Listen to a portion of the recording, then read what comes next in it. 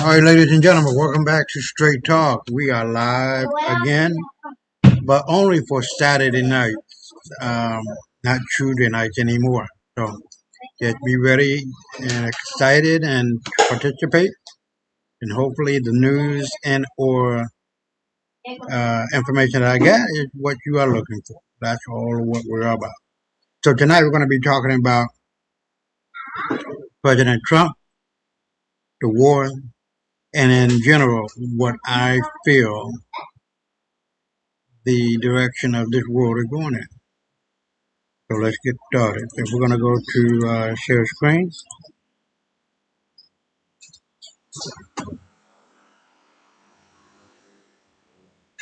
So we can be on point for tonight. So it's not going to be long. It's not going to be long because I'm not participating with Supreme African Breaking News, which is what the main source of my news, right? So I'm really kind of miffed about that, but it is what it is. And they did an excellent job within 15, 20 minutes of explaining what is going on with the United States of Africa.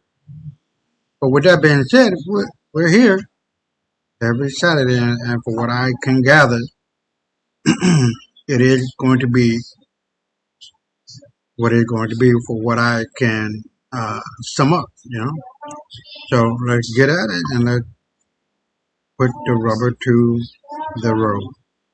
So the first one is Pentagon in panic after 20 U.S. Marines surrendered to Iran forces in failed landing operation.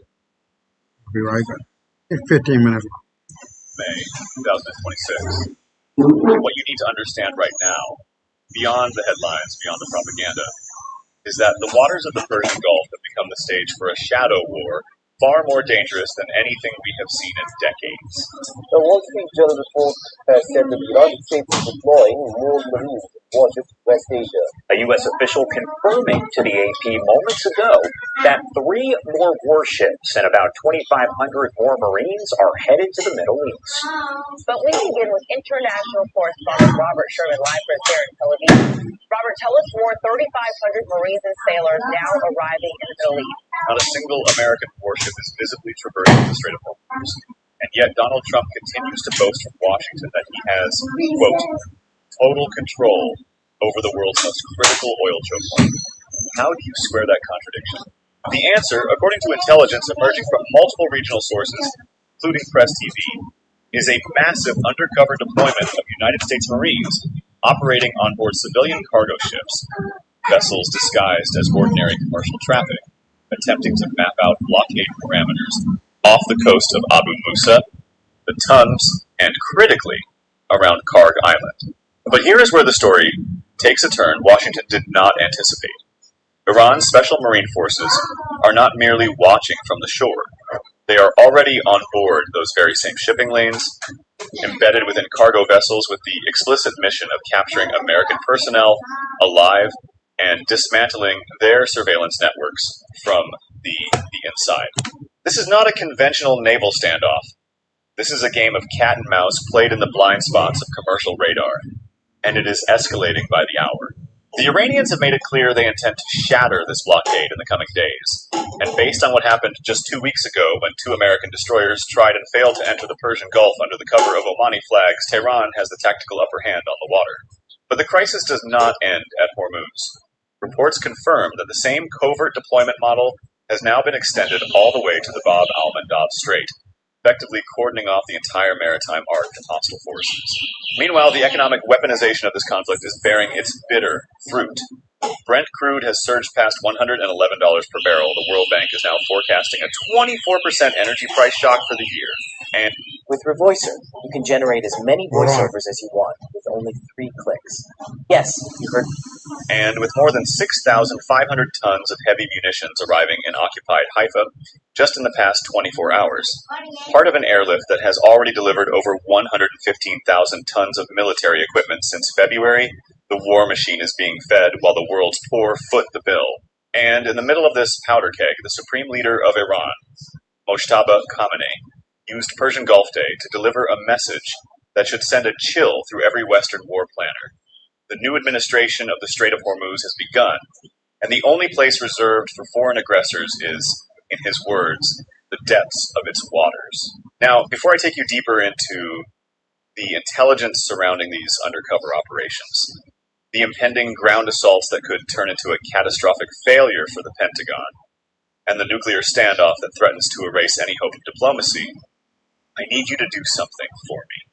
If you believe in journalism that does not bow to Washington or the occupation, hit that like button, share this video with someone who needs to hear these truths. Drop a comment below, even if it is just a single dot. Or better yet, a line about what you think happens next in the Strait. That engagement is what defeats the algorithm and ensures this reporting reaches the people who need it most. And if you have not yet subscribed, now is the moment. Honest journalism cannot survive without your support. Do it now, and I will continue. Let us begin with what actually happened in the Strait of Hormuz in early April, because it exposes the entire fiction upon which American claims of total control are built. According to a detailed investigation published by Iran's Press TV and corroborated by Iranian state television, 2 Arleigh Burke-class guided missile destroyers, the USS Michael Murphy and the USS Frank E. Peterson Jr., attempted to enter the Persian Gulf through the Strait on the 11th of April. They did so by switching off their automatic identification systems, effectively going dark to commercial tracking networks and then disguising themselves as Omani commercial vessels. They hugged the shallow coastal waters off Oman, believing they could slip past Iranian naval patrols undetected. What they did not know was that Iran's military naval intelligence had been tracking them from the moment they departed their forward base. As the destroyers reached the mouth of the Persian Gulf near Fujairah, they were met with a sight no American captain wants to see on his tactical display. Multiple cruise missile radar locks had been established on their hulls. Attack drones were already airborne and positioned overhead, and a 30-minute ultimatum was broadcast on the international hailing channel 16.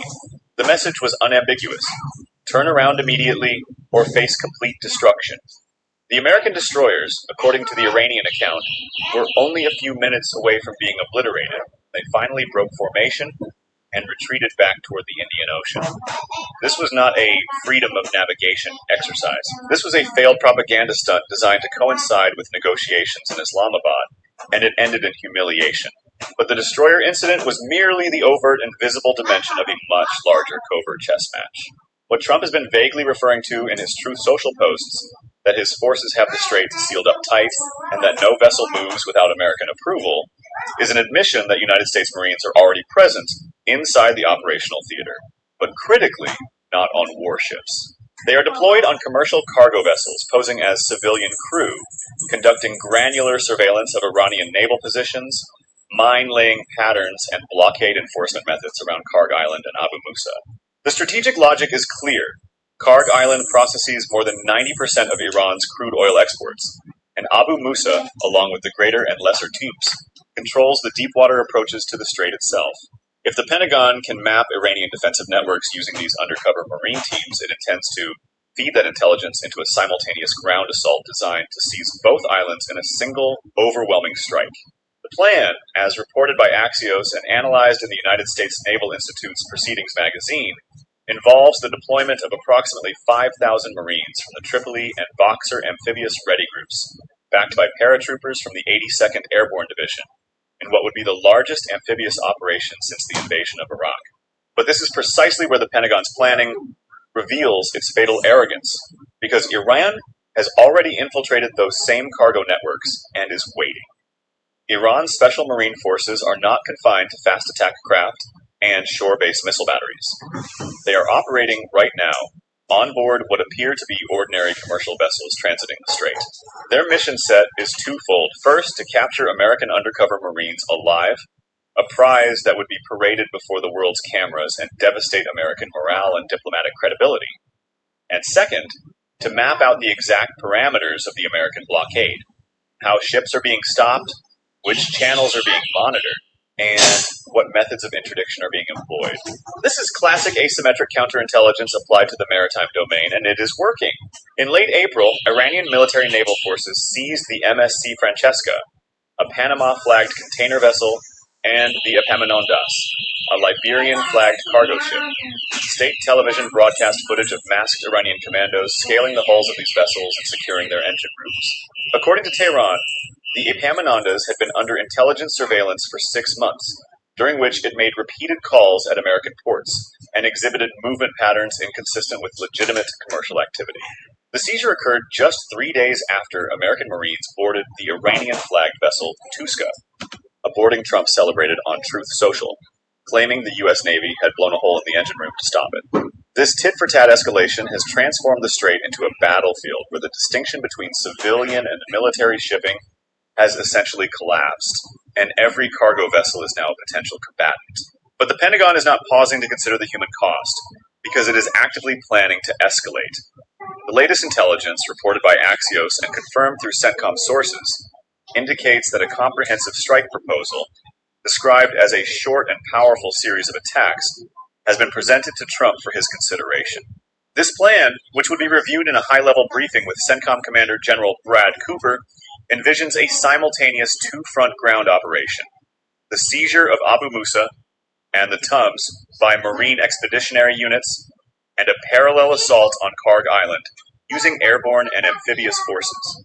The objective is to physically occupy Iran's primary oil export terminal and the key islands that control strait access, effectively holding a gun to Tehran's economic head. The plan also reportedly includes strikes against Iranian energy infrastructure deep inside the mainland, a return to the maximum pressure bombing campaigns that have already failed to produce strategic results. Let me explain why this ground operation would be a disastrous failure for the United States. The United States Naval Institute itself, hardly a bastion of anti-American sentiment, published a sobering analysis this month that eviscerates the strategic logic behind seizing these islands. The assessment, authored by an active duty Marine officer, warns that even if these operations succeed tactically, which is far from certain given the degradation of American naval readiness and the transfer of critical assets like Thiad systems from the Indo-Pacific theater, the strategic payoff would be minimal to non-existent. Karg Island, located deep in the northern Persian Gulf, would require a permanent occupation force to hold, exposing thousands of Marines to Iranian coastal missile batteries and swarming drone attacks from the mainland, which is only a few dozen kilometers away. Abu Musa and the Tums are small, rocky outposts with no natural cover and no source of fresh water. Any Marine unit that landed on those islands would be entirely dependent on seaborne resupply, and those supply lines would run directly through waters that Iran has repeatedly demonstrated it can interdict at will. The moment American boots touch the soil of those islands, they become hostages to Iranian missiles, and Tehran has explicitly stated that it will not negotiate while its territory is under occupation. This is Iraq 2003, all over again, a tactical success that spawns a strategic catastrophe. ¿Sabías que Amazon tiene un fondo mensual que ha superado los $55 millones para pagarle a las personas que... Meanwhile, the occupation continues to arm itself for a wider war, and the numbers are staggering. In just the past 24 hours, 2 cargo ships and multiple aircraft delivered 6,500 tons of military equipment to the ports of Haifa and Ashdod. Thousands of aerial bombs, ground munitions, military trucks, and light armored vehicles. The occupation's war minister, Katz, stated openly on the 30th of April that the entity may soon need to resume military operations against Iran. Since the war began on February the 28th, the occupation has received over 115,000 tons of military equipment through more than 400 airlift operations and 10 maritime shipments. The Defense Ministry has confirmed that procurement and transport operations will expand in scale in the coming weeks. This is not a military preparing for peace. This is a military preparing for regional conflagration with Lebanon in its crosshairs as well. Lebanese resistance continues to face threats of intensified operations, with Katz explicitly stating that the occupation will destroy all armed infrastructure in southern Lebanon, much as it has done in Gaza. The same brutal playbook exported to multiple fronts. It is in direct response to this escalating aggression that Supreme Leader Mojtaba Khamenei chose Persian Gulf Day, the 30th of April, to articulate a vision that fundamentally rejects the entire premise of Western military dominance over the region. Speaking through a message carried by state broadcaster IREB, Khamenei declared that the future of the Persian Gulf is a future without America. He stated that regional nations share a common destiny and that external powers operating from thousands of kilometers away have no legitimate role in the Gulf's affairs. His words were chosen with surgical precision. The foreigners who greedily commit evil in it from thousands of kilometers away have no place in it except in the depths of its waters. This is not mere rhetoric. It is a statement of strategic intent. Khamenei framed the current moment as the beginning of a new order, shaped by what he called the strategy of a strong Iran and the policies of resistance. He explicitly linked Iran's nuclear and missile capabilities to national sovereignty, describing them as national capital that the Iranian people, both inside and outside the country, would defend as fiercely as their water, land, and air borders. The new administration of the Strait of Hormuz has started, as Khamenei made clear, and whether Washington accepts it or not, the era of unchallenged American naval hegemony in the Persian Gulf is over. The question now is, how many more lives will be lost, how many more billions of dollars will be incinerated, and how much more of the global economy will be sacrificed before that reality is finally acknowledged. I will continue to bring you these developments as they unfold from the waters of Hormuz to the halls of power in Washington. Stay with me because this story is far from over. You know that feeling when you've got idea? Okay, look. Hey, Brother Willie, I really appreciate you being here, man. Like always. But yeah, it's been one. I'm not going to be on Tuesdays because Supreme African Breaking News is no longer on YouTube, man. I was basically running my show off of that, Excuse the Dog. But the idea is still the same. I'm going to be looking for any leeway, any inch, any whatever that's going to give me a indication of where the world is going. And from right now, from what I can see, yeah, good to see you too, bro. What I can see is the fact that the U.S. hegemony, global and political, is over. It is breathing in and exhaling its last breath. White supremacy, white superiority based on fear and this Wizard of Oz complex is all of what it was. They have no power, white folks, especially in America. The military of America gets 80% of its resources to operate and build and construct their military might from Africa. Now, you know goddamn well it's over. The United States of Africa is not going to give that kind of response or leeway or help to America. Man, fuck America as far as that goes.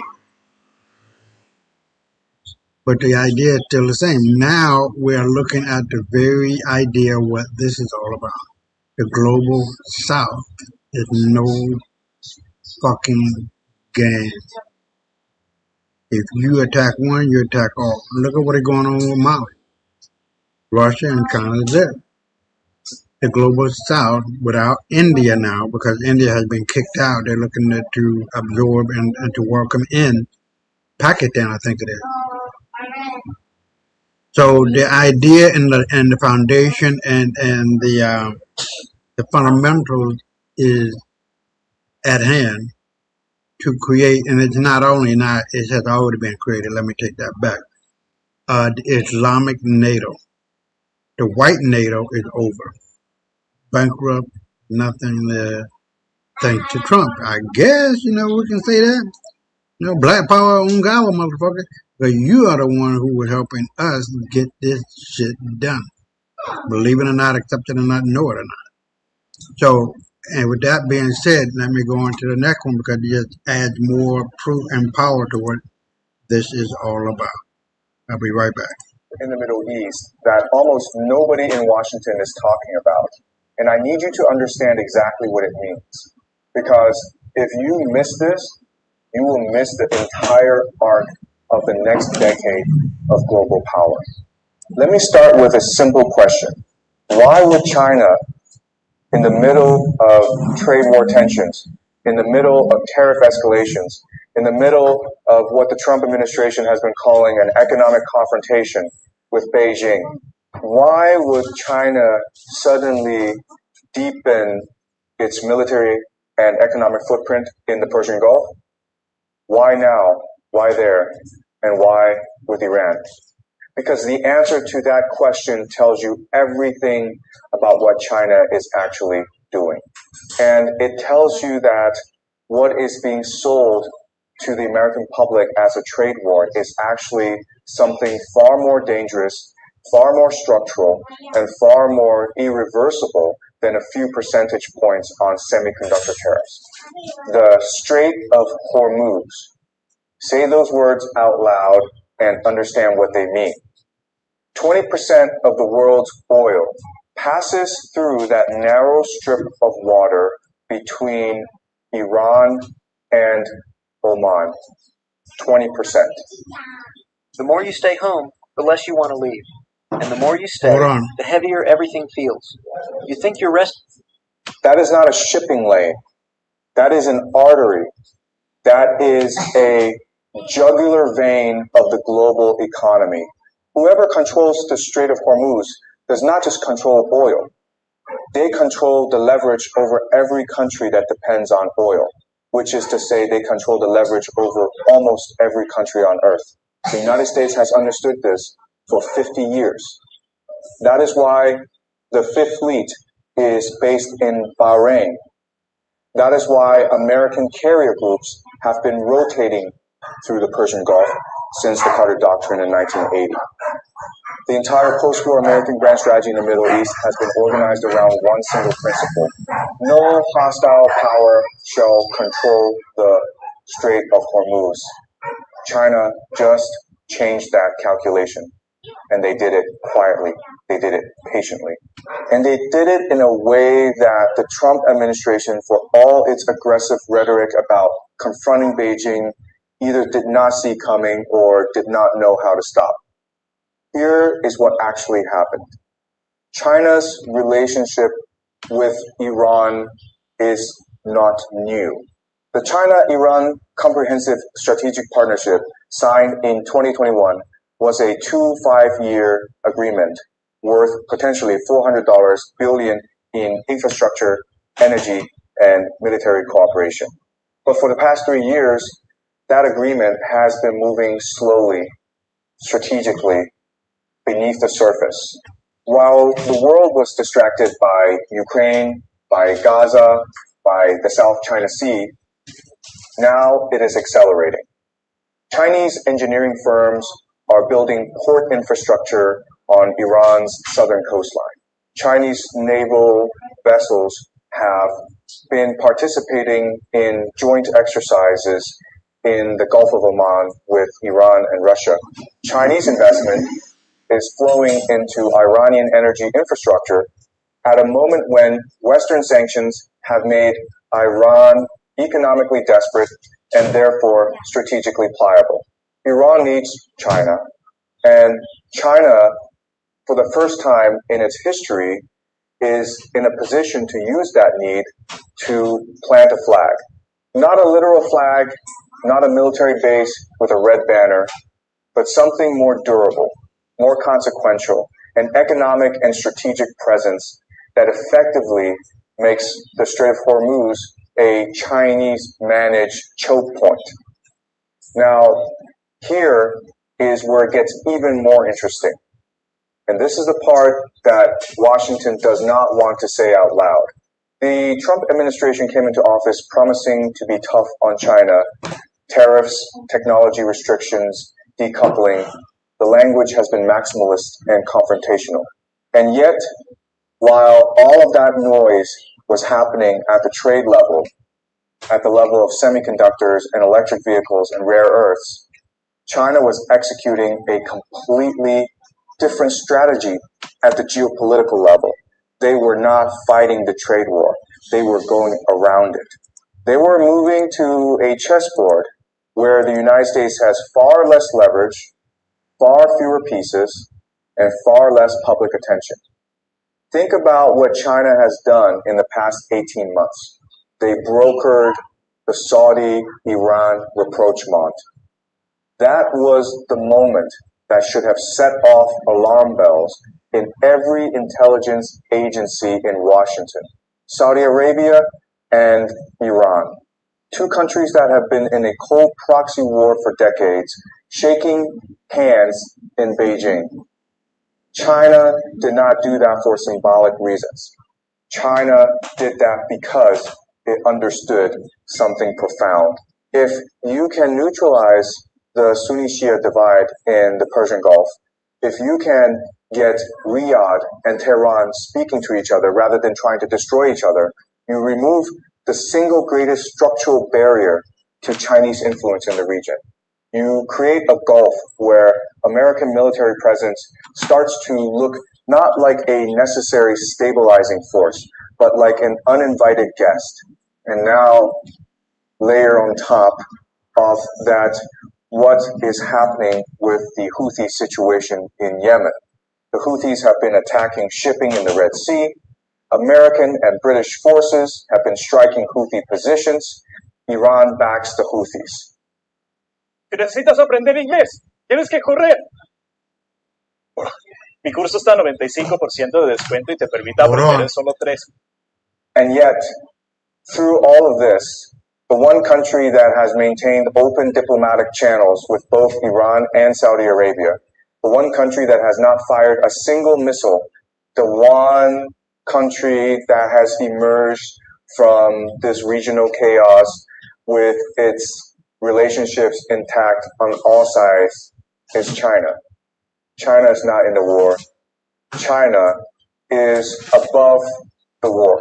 The argument that China is positioning itself as the only major power capable of engaging with all sides in a fractured global system is not accidental. It reflects a deliberate long-term strategic design. Beijing is steadily crafting an image of itself as the indispensable broker in an increasingly multipolar world. This approach is marked by patience, discipline, and continuity qualities that, when compared to the often reactive and short-term nature of U.S. foreign policy cycles, give China a structural advantage. Rather than seeking dominance through overt confrontation, China is building influence through consistency, predictability, and calculated engagement across rival blocs. To understand what it means to say the Strait of Hormuz is becoming China's one must move beyond traditional notions of control. This is not about military bases, naval patrols, or visible enforcement of maritime dominance. Instead, it is about something more subtle, yet arguably more enduring: structural influence. In the modern geopolitical landscape, control over a strategic choke point does not require gunboats. It requires shaping the conditions under which that choke point operates. China is doing this by cultivating economic dependencies, forging diplomatic ties with all relevant actors, and embedding itself physically through infrastructure investments. These three pillars, economic leverage, political access, and logistical presence, combine to form a kind of influence that is less visible than military power, but often more resilient. China's deepening relationship with Iran is a critical component of this strategy. Through long-term economic agreements, Beijing gains leverage over Tehran's strategic calculus, particularly regarding energy flows and regional stability. At the same time, China maintains strong and growing ties with Gulf Arab states such as Saudi Arabia, the United Arab Emirates, and Qatar. This dual engagement allows Beijing to position itself as the only external power capable of maintaining dialogue across the region's fault lines. It does not demand alignment or ideological loyalty. Instead, it offers economic partnership, infrastructure development, and diplomatic balance. In doing so, China presents itself as a stabilizing force, one that reduces the need for open conflict while preserving its own strategic interests. This stands in contrast to the implicit bargain offered by the United States during the Trump administration. Washington's approach was rooted in confrontation. Maximum pressure on Iran, paired with expectations that regional allies would align firmly against both Tehran and Beijing. While initiatives like the Abraham Accords aim to reshape regional alliances, they were ultimately built on a framework that required choosing sides. China's counteroffer was fundamentally different. It asked for no such commitments.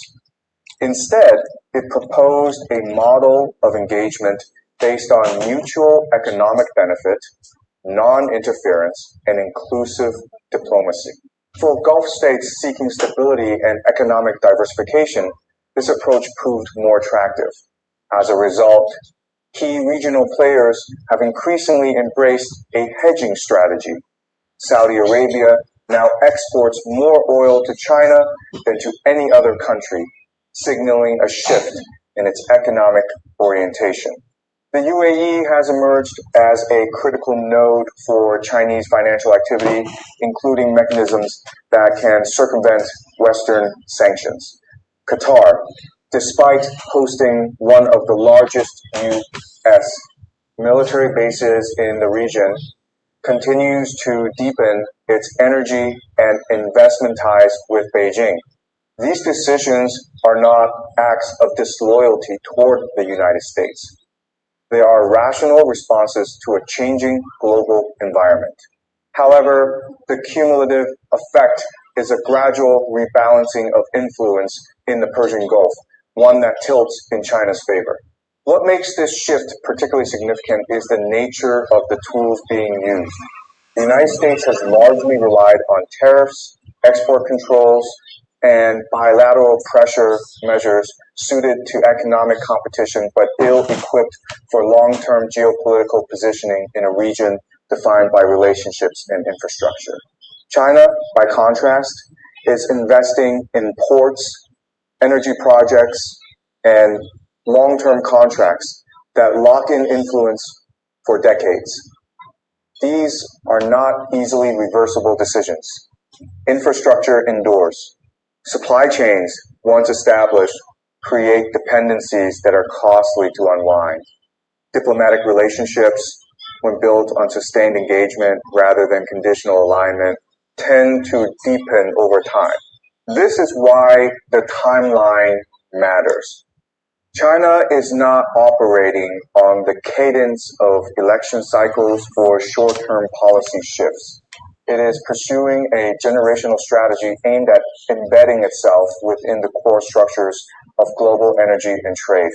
The Persian Gulf, as the nexus of a significant portion of the world's oil supply, is central to this vision.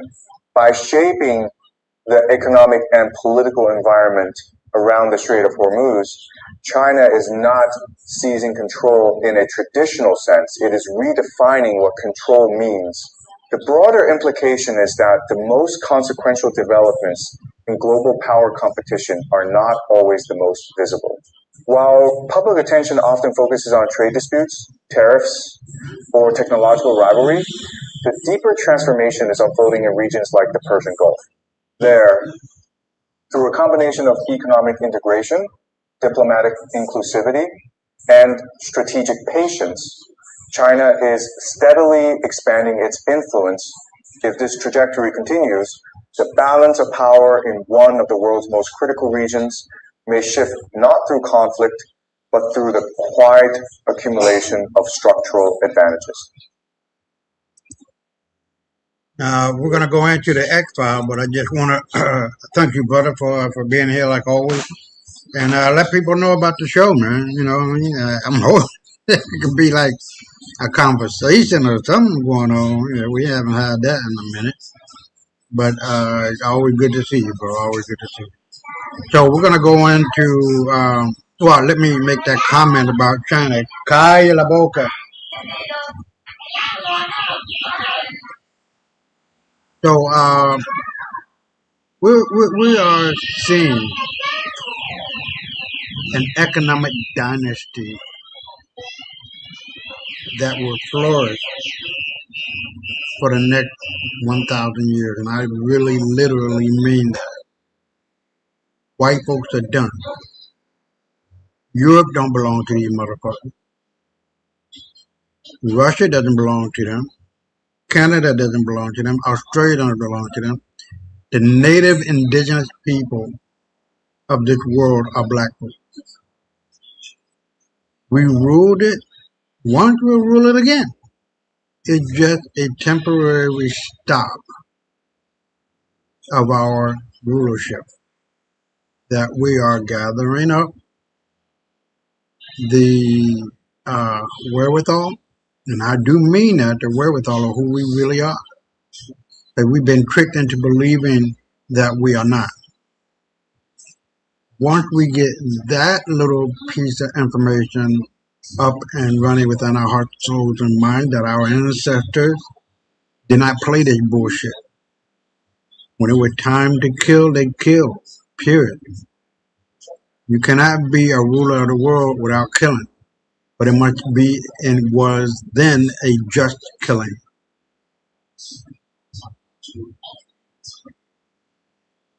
Power can see nothing without demand. Keep your friends close, but your enemy closer. These are all Machiavellian Stoic wisdom. And we have that. We're the one who created Machiavelli. We're the one who created Stoicism. And everything that goes along with it. We're not stupid. And we're going to see that tonight in the X-Files. So, let's get it started. So here we see this bitch-ass motherfucker. He's been there for the last few months. Israeli Prime Minister Netanyahu is facing critical health. And the motherfucker did. But he's just trying to make it look like it's a smooth transition from what he's supposed to be now, the AI-generated model, to that one that had died. And I showed that and showed his body in the casket. And now we have here, Iran is preparing to use suicide dolphins equipped with mines to target U.S. ships in the Persian Gulf. Let's see what it says. They're contemplating measures like suicide dolphins, dolphins equipped with mines to try to go after U.S. ships. So that's not a measure which projects real strength. Wait, I'm sorry. You have to. How would that even work? They're contemplating measures like suicide dolphins, dolphins equipped with mines to try to go after U.S. ships. So that's not a measure which projects real strength. Wait, I'm sorry. You have to. How would that even work?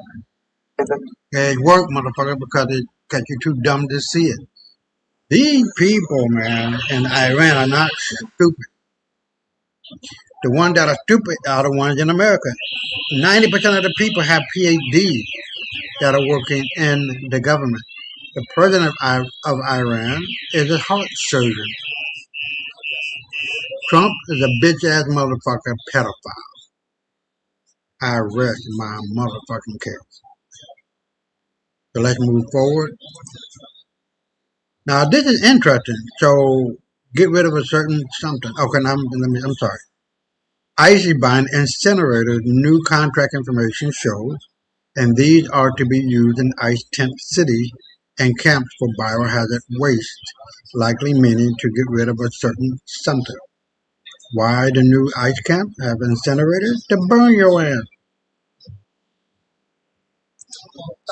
Incinerators, and now we have proof. A Navy contract was just released showing the Navy is managing the construction of a massive network of immigration detention centers across the nation. and what's included in the contract is extremely verbal. It describes 10 cities that can hold 10,000 people each with a specific provision for biohazard incinerators under the medical and death section. That means they are specifically planning for death and choosing to burn the evidence right there on site. The reason DHS is paying the Navy $55 billion for this is so they can get this nationwide network of giant detention centers with infrastructure for handling death built as quickly as possible. And they tried to do it quietly by updating the Navy's existing contract to make this deal instead of creating a new contract specifically for this. Here are my sources if you want more information. Now, if you thought Hitler were doing something with the incinerators, you ain't seen shit yet. Boy, I tell you, white folks are dirty than a motherfucker. It's bad enough that we have to deal with the black-skinned white people. All right? This is not no joke, man. This is some serious shit that needs to be considered. Now, here you have statistically white men are more likely to kill their wives, children, and family members. Most black people are brainwashed to think being with them is an advancement in life. It is not. We are willfully blind to their true nature. Telegram chat group was discovered in 2024 with over 70,000 white men talking about drugging, raping, and abusing their wives and girlfriends. Yes, I expect your mom. Yes, that's what I did.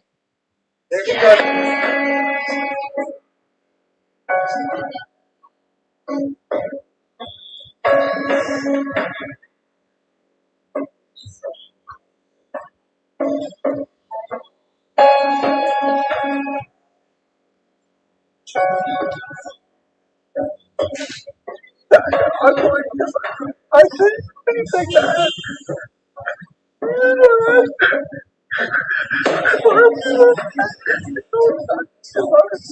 Now you know. Yes, I intended to. Now I'm not going to tell you who to get what. I don't know what the percentage is. Sometimes it work out. Sometimes it don't. Sometimes you feel like a nut. Almond Joy got nuts. You know what I mean? You got to go with what you got to go with, but dealing with the consequences of your actions and your decisions. Period. It is well known that white folks ain't shit. It is well known that white boys and white girls are just boys and girls faking like they are mature adults. Alright? So here again, this is what Donald Trump celebrated. The 9 U.S. bunker buster bomb, double tap strike, both within the space of 2 hours, heavily impacted B-1 bridge and garage for our boys. Beyond breaking international law by hitting civilian infrastructure, these strikes killed 13 Iranians, of which included a pregnant woman and children as young as 6 months old. 250 people injured on a day where families were picnicking below the bridge celebrating Nature Day. Where is the international community? Grave war crimes and the silence is deafening. Some of you may remember this bridge behind me, a bridge in Iran. I'm in Al Borz. This is a B1 bridge. It went viral online, but not because its infrastructure, this civilian bridge, is indigenously made in Iran, but because 9 buster bunker bombs hit by US and Israeli military strikes damaged this bridge entirely. But what also happened was on that day, many Iranian families had come out to celebrate Nature Day. They were picnicking in a region that was beneath it, in the green grass, in the trees, with their families. More than 13 killed, among them women, pregnant, who should have given birth, children as young as 6 months old, entire families got killed. More than 250 people were injured the day that Donald Trump announced on his social media, as this was a epic win for the United States to bomb the bridges here in Alborz, Iran. What this really is yet another war crime, a war crime against civilians, a situation that again could have been prevented. What we really need to understand about this is that the international community, who remain complicit to a degree, even their silence speaks volumes. What I have learned from ministers here is that a legal suit will be applied to officials, where they will sue, potentially claim damages for what is going to cost billions of dollars for reconstruction.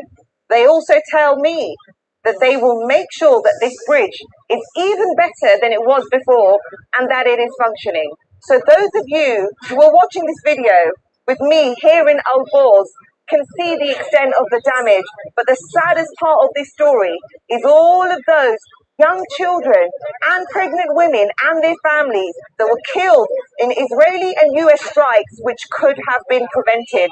And I implore the international community to do its job and condemn these actions, condemn the statement from Donald Trump of we will strike their bridges. This is not a celebration. This is not a win. These are war crimes, crimes against humanity of the people in Iran.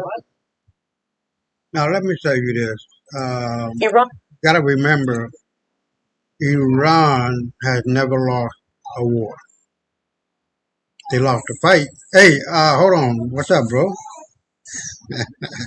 What's going on, man? Can you hear me?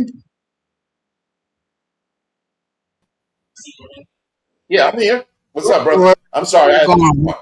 You got it. What's going on, Chilling, man? man. Yeah, I'm It's sorry all for my good. lateness, man. I had to say something. No, you all good. You all good. You know, it's gonna be short for every time that we're on, Okay. because we're not on. Well, you know, we're not doing a show on Tuesday because I don't have access to Supreme African Breaking News that was kicked off of our YouTube. That was really putting it down for us. You know what I mean? And really letting us know what's going on with the United States of Africa. So Right. yeah, so I'm kind of like, you know, playing it by ear and keeping the foundation of what that information is all about, and trying to, you know, mix it in, fix it in with what is going on in the in the world today. But Right. we got to remember, we have the global South. So none of these countries and continents that are actively part of the global South or the BRIC nation, when you know India got kicked out, Oh, yeah? How and long got, ago? yeah, about this week. They're not Oh, playing that dumbass shit, yeah. You man. know Fuck why? India. You know Yeah, why? yeah, 'cause they cooning, man. No, well, it's a little. This is a No, no, very but give me your light on it. about 3 months ago, maybe at the beginning of the year, Okay, not long ago. They were having an issue with the rest of the parent body because they didn't want to totally de-dollarize. okay, all right. And at the time, I believe the Russians and the Chinese, who were the probably fronting 75% of the money because they are the two biggest nations outside of the U.S. now, the Right. United States, told them we're going to give you some months and then we're going to reconvene and blah, you know, to see if we're going to go forward with the idea. And India still wants to partially remain on the dollar because we got to remember they are more of a they deport more than they import. They have over. Okay. It has been said that India now has more people than China. I don't know if that's true or not, but on a statistical level, that is what there's the narrative is saying. So Okay. I believe because of the size of their economy and the Indian people being all over the world as well as Chinese, you know what I'm saying? They probably Okay. didn't want to totally de-dollarize, and they came to a head with with the rest of the BRICS, or Right. should we say the BRCS? Leave the I out. And here we are. So I didn't know about it, but that's what I'm thinking. It could be other stuff as well, but I knew I was on it when I told you about what had happened. And in fact, Right. if you want to, I'll find a link to buttress that what I just said. You can take it back, brother. Okay. Yeah, I've heard that, but what I've also heard extra was the fact that they were allowing the United States to do what they want to do with the help of India. And that don't go, man. You know what I mean? I don't give a fuck about these motherfuckers helping Israel out a long time ago and they became buddy-buddy. These motherfuckers have no scruples, no nothing. Have you ever seen the video of these motherfuckers? They got a field. I kid you not. Turn my motherfucking stomach. They got a field where these motherfuckers go out and shit in the field. Like you can't go home and shit in the goddamn toilet, bitch. These are motherfucking Indian people. They got people cooking out in the street vendors, shitting diarrhea like in the food, and people eat it. Whatever the fuck it is that's shooting out of that. They got people who are drinking cow piss and cow shit. These motherfuckers are wild, man. And fuck these goddamn Indians and shit, man. Motherfuckers more black than me. Shit, what the fuck you mean you ain't black, bitch?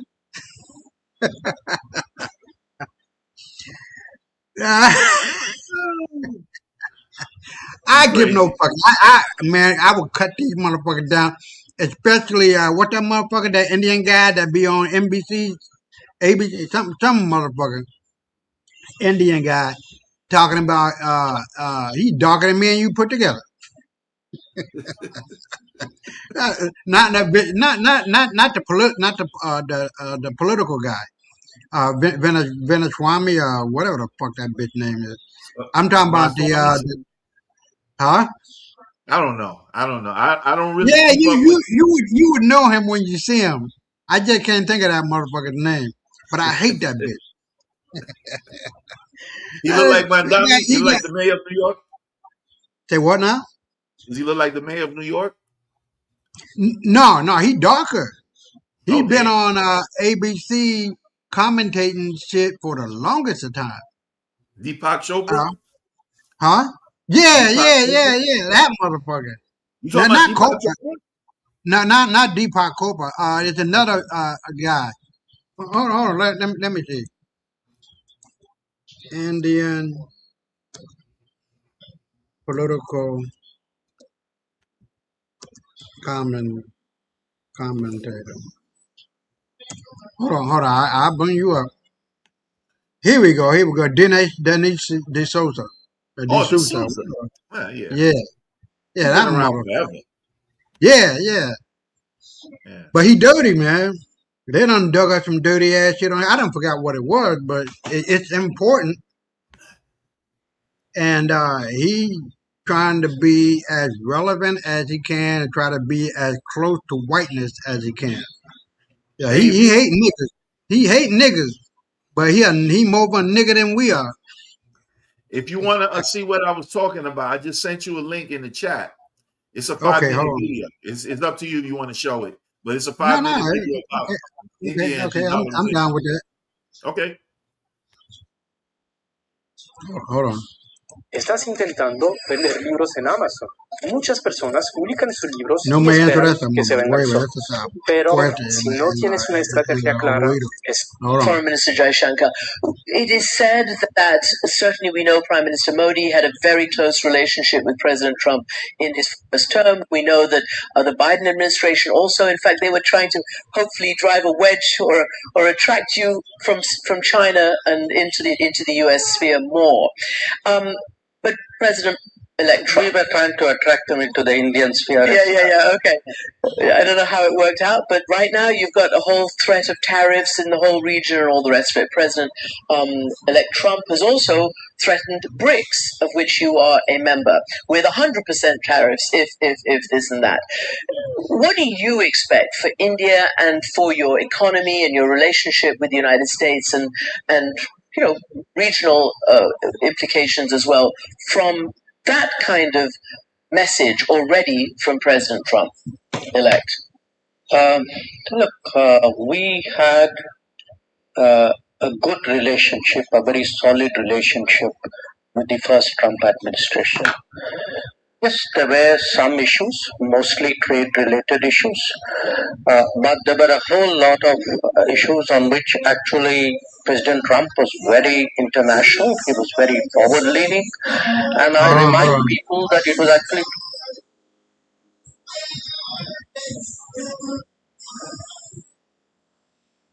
under Trump that the Quad was restarted.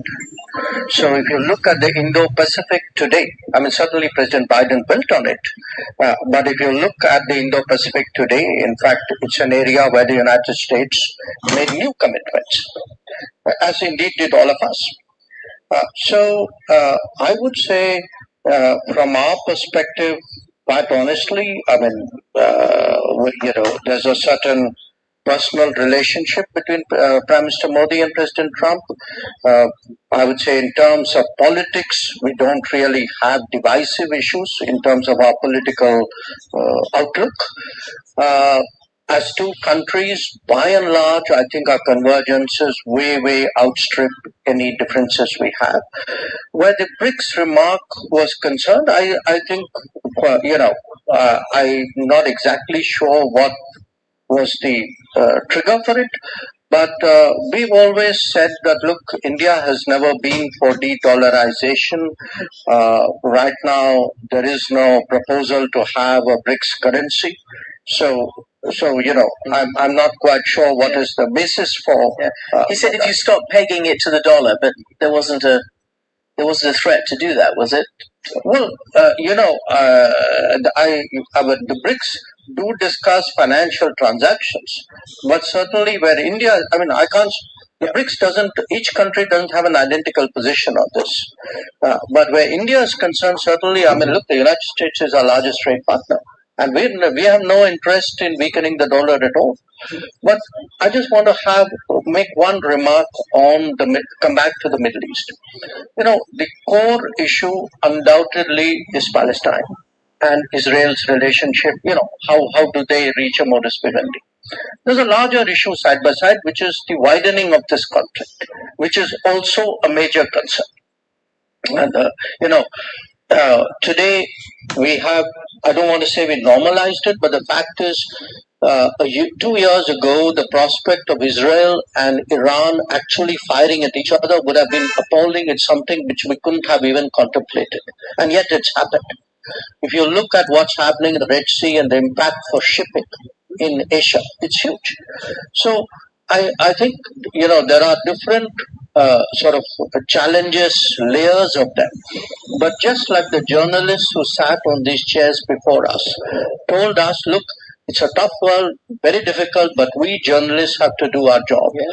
I think similarly, diplomats of the world have to tell themselves, it's a messy world, it's terrible, there are conflicts, but therefore there's all the more reason for diplomats of the world to step forward.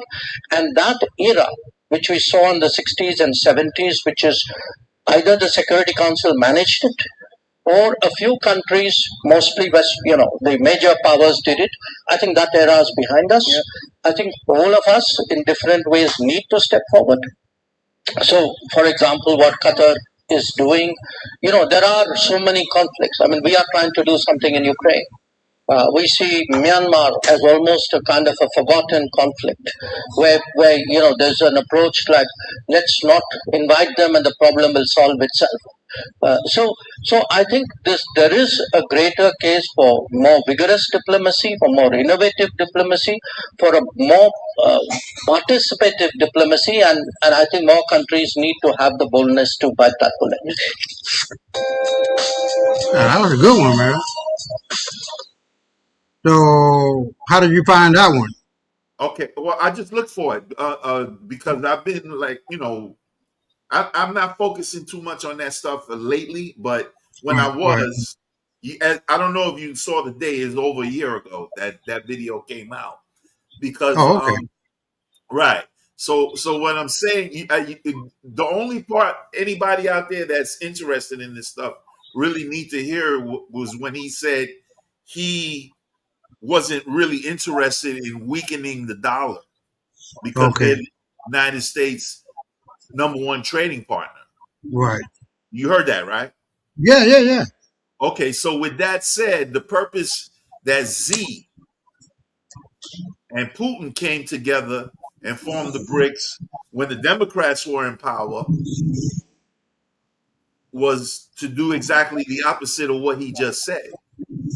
But then you have to understand the BRICS hadn't been formed yet. I believe it got formed in the late 90s. And then it, started getting real power maybe about in the last 10, 15 years, I'd say. Let's say 10. Right. Let's say Right. 10. And Okay. so by that time, the Trump administration had came in. And on the low, really, really low key level, Trump is really behind all that. Maybe they're using India's leverage and putting it out in the news, like you just said, they got kicked out, so Right. that it can look like it's a mess, so that they can come back and show united front at the end when the QFS comes out. Okay. That's my assumption. That's not Yeah. me knowing. That's an Right. assumption based on what we just saw and what you told me about India being kicked out of the BRICS. I'm done. Okay. Now I've seen. Is that the president of India or the prime minister of India or something? This I motherfucker about as dark as me and you, I and he believe that was he Modi. can lighten up his skin. Now, if that's not wrong, tell me what's right. Mejorando Well, la raza. huh? Mejorando la raza. Yeah. Whatever that motherfucker's name is. He a bitch ass nigga. What the fuck are you doing? Why are some of these people who are like our people are bleaching your fucking skin to be what, white? Who the fuck wanna be white? Explain that shit. People Nasty with motherfuckers. people And with you're gonna twisted see, brains, brother. huh? People with twisted brains. The country that does the most bleaching in the world, and this tripped me out when I found this out, is Jamaica. Right. Okay. All right. But I digress to say that ain't gonna be but a minute that the world wakes up to who we really are. It's already waking up to it, but the unmask of it and the significance of it, and the fact that the United States of Africa is on the rise and is live and active, just like Mama China, just like Mama Russia, just like Mama America, or whatever the case may be, when the mother continent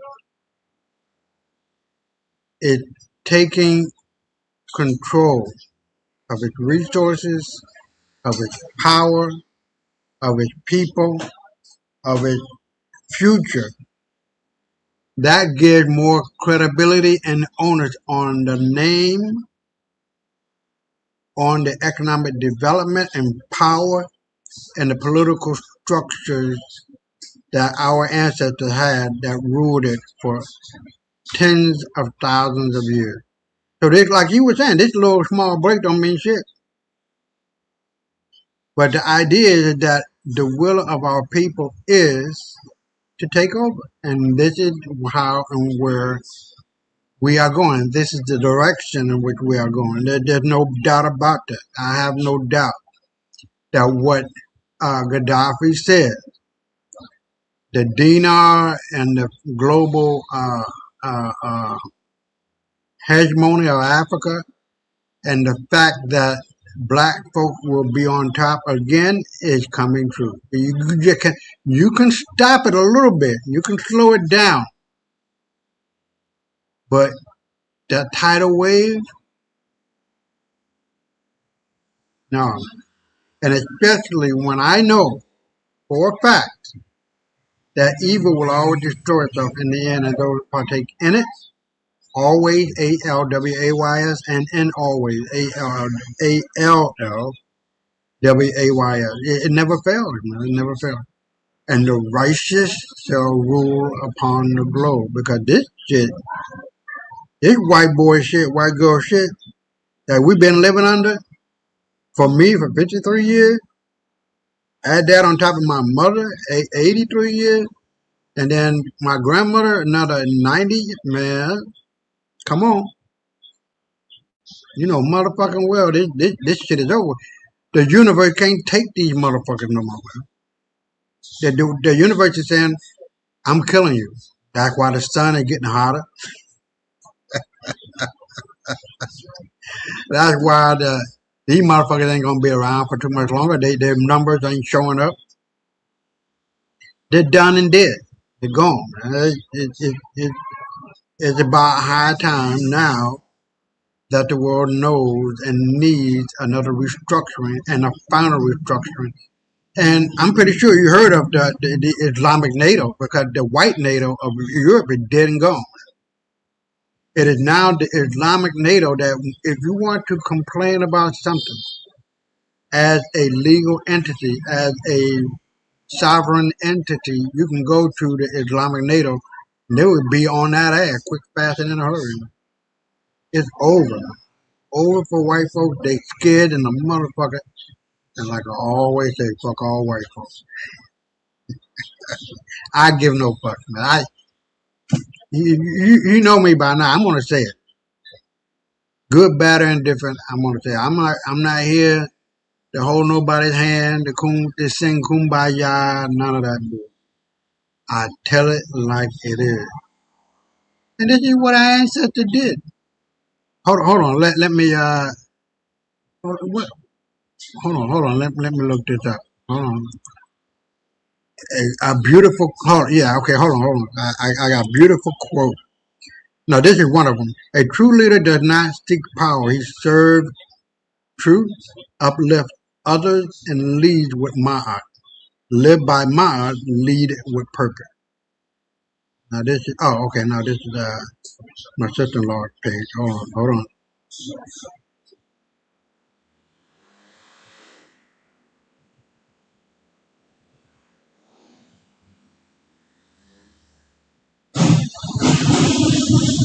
Oh, here we go. Tell no lies, claim no easy victory. The true peace is built on honesty, justice, and integrity. That's all of what Ma'at is about. The word which appeared as a pillar of flame out of darkness is the Son of God. Born of mystery of the mind, the name of the word is reason. Reason is offspring of thought, and reason shall divide the light from the darkness and establish truth in the midst of the waters. In the Egyptian, you know, that goes back tens of thousands of years. And then, hold on. Now, I know I put it here. Didn't I put it here? Oh, this is my rabbi. He's a part of the funeral process of the people who are coming in that are dead. I'm going to assume everybody, but in particular, the Arab guys and the Jewish guys or whatever. I don't know, but this is how it goes. But hold on, let me. I don't see it here. I know I put it here. Hold on, but it was a beautiful little piece. Hold on. I thought I had put it there. Hold on. Maybe let's see.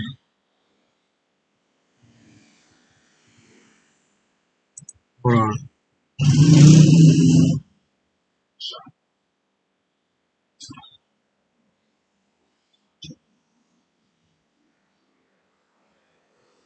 Damn it! Now you're gonna have me to go to X. Hold on. I know it's a part of my my picture profile, not picture profile, my list of pictures that I put up. Hold on. Man, I'm tripping. Okay, the media is what I was looking for. So let's see. This is a beautiful sister right here, man. Let's see.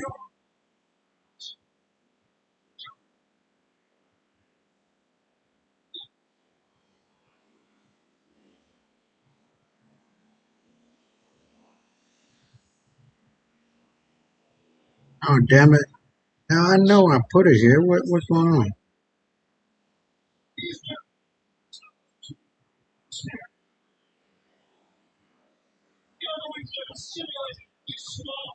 Now I put this here today, man. What? It should be in my media. Oh boy, that one was perfect, man. For what it's about. Let me see. That was uh,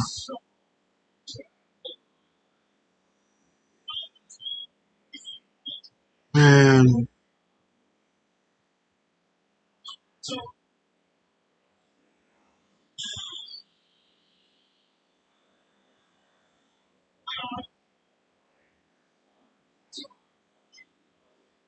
But you remember? Have you seen a guy called Chud the Builder or some shit? Who? Chud the Builder. He goes around calling black folks nigger and shit. He's a white guy? Yeah, Nah. this was him. This is him before he started all that bullshit and try to be Like Mr. Tough Guy. He looked like He's a Nick. bit Chud the Builder or something. Yeah, he goes around threatening people and all that other stuff. But anyway, this is him Okay. before he started all that bullshit. You know who he Man, looks like? who? Let me tell you who he looks like. Justin Bieber? No. You remember the young black guy in Texas? He killed Young black guy. Yeah, he killed somebody at a track meet. He killed a white dude at a track meet that was trying to bully him. Oh yeah. That looked like one of the white boys that got killed. They were twin brothers. Oh, He okay. killed one. Yeah, Okay. so he looked like Right. them. I'm gonna send Okay. you a picture. I'm gonna send you a picture Okay. just so you can see it for yourself. So All you right. can see what I'm talking about. I'm still trying to find. I know I put it somewhere. Hold on. Let me look. So once I start trying to find something, I want to make sure I put it. At least I show it. Oh, let me go back to X and see what the hell.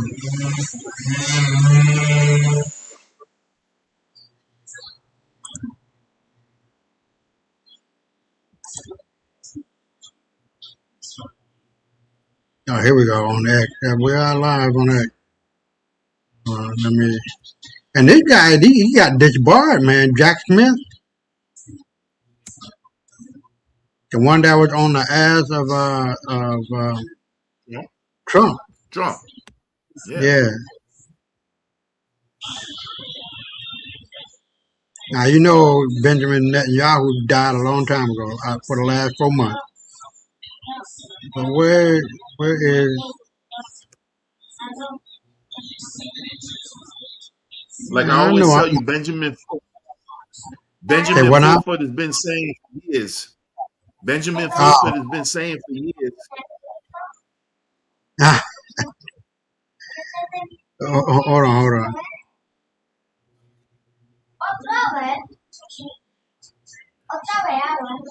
Jake, Jacob.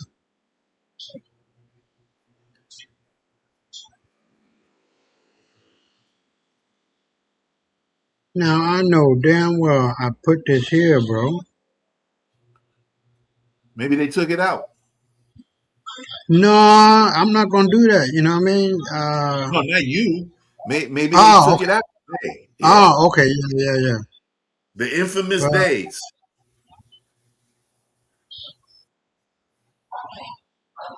I'm gonna look at now. These are American color, red, white, and blue. You know how that goes. You know what happened. Uh,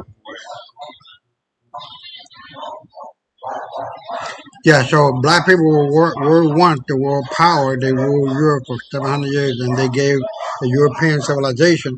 Black people will rule the world again. It's just a matter. It's just a matter of time, and the return of the righteous ones. You know what I mean?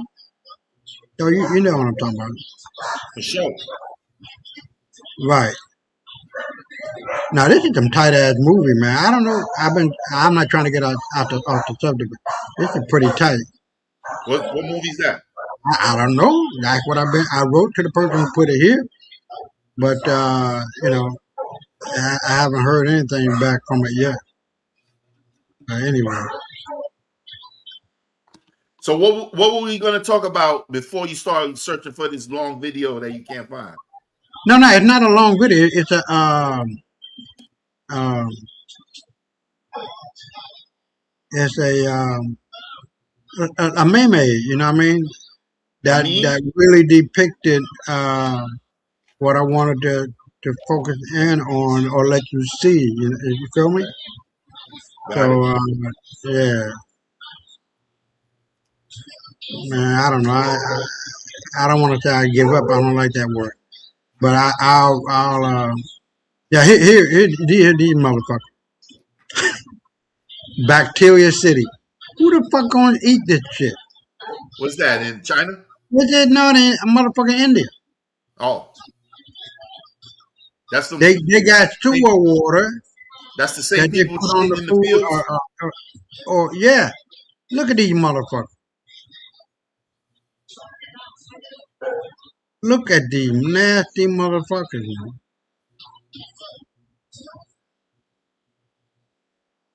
Man, I couldn't even go to India and fake like I'm in a hotel, think I'm getting some good food. Now, you know, motherfucker, I'm not ever going. I want to see the Taj Mahal and all that shit, but I don't want to see nobody taking a shit in the street.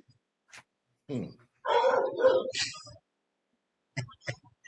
And in the river, where they got dead bodies and shit. These motherfuckers are rough, man. They drinking urine and eating piss, eating shit, and drinking shit. Man, fuck, look. That shit. How do you? That's actually. That's India. I don't know what part. But is that actual doodle, or you just saying the word shit as a result of them No, they shit? actually eating shit. Not in that video, but here you got another one. Who cutting meat with a toenail? Ew. I mean, if he's eating it Oh no, himself, here you go, crapping in the food. There you go. ew. There you go. You think I was lying? That's it. Crapping in the food, cutting with the toenail.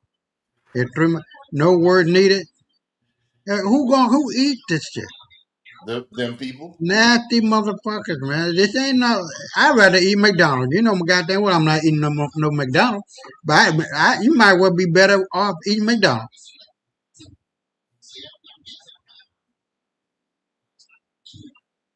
You And gonna call look. That's they gonna call it? oil. Engine oil. Yeah.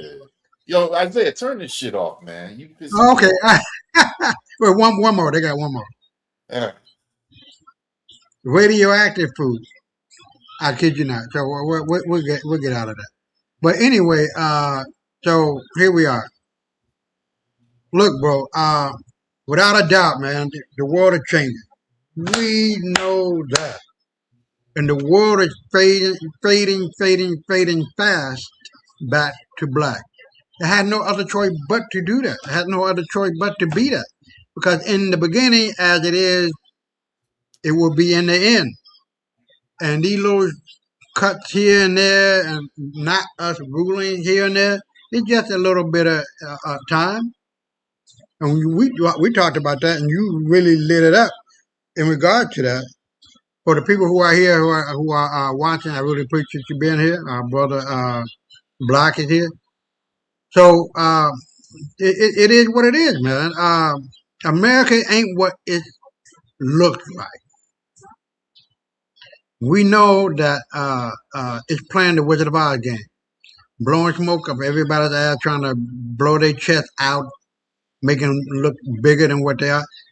America ain't shit, man. We were doing fine until Trump turned the card over and showed it was an ace high hand that's not a spade.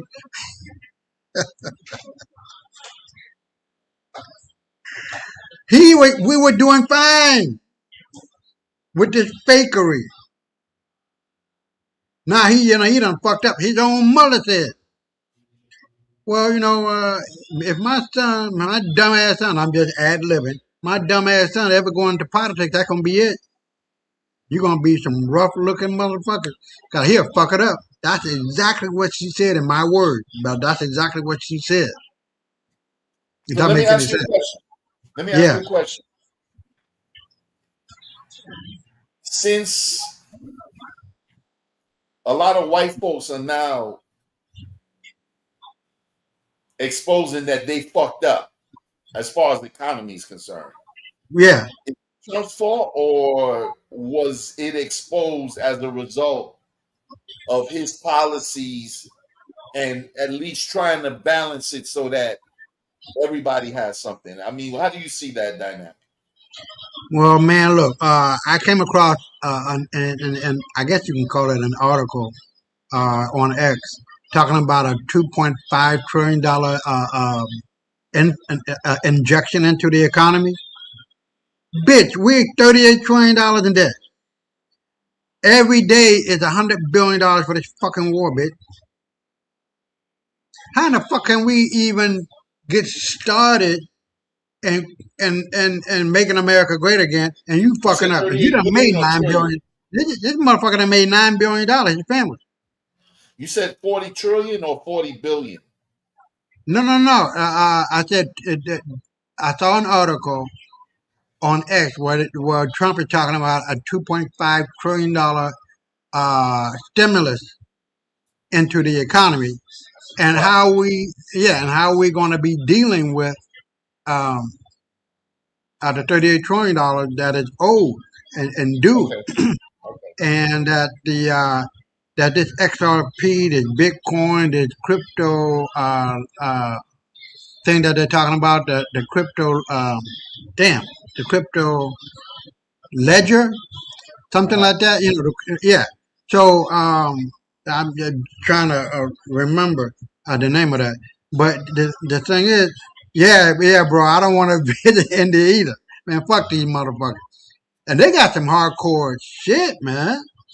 Well, I But, see it this way. yeah. When the economy flips over, remember, there's also going to be a jubilee. The So who not now? only a jubilee, Yeah. yeah. So the economy is not just going to be broken. People are going to have money. You're going to start from zero again. So nobody Okay. owes nobody nothing. Right. Right. All of the debt's supposed to be zeroed out. Pretty much. Yeah. Yeah, I heard that. I wish they would hurry the fuck up, because I'm knee Yeah, deep me too. over that debt. Yesterday, listen, my last article, well, not my last, the last article before the last one, Right. was about the EBS and how it was supposed to be activated yesterday. But I put in that Yeah. article that we don't pay it, we don't do dates. So, Right. I'm just putting it out to let you know. I believe it's coming soon, because I've said this over the years, and I'm sure you're going to remember when I say it.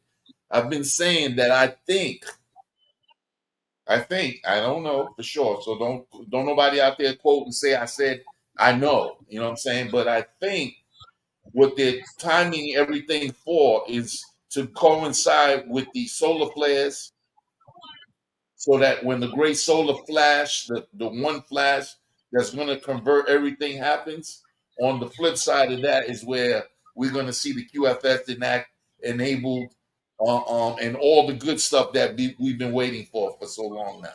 Right. And did you see? Did you see the Queen? Hold on, real quick. I just want to finish, Okay. because I don't know if you've been checking on that stuff, but the solar flares, there's three type of major solar flares. There's Right.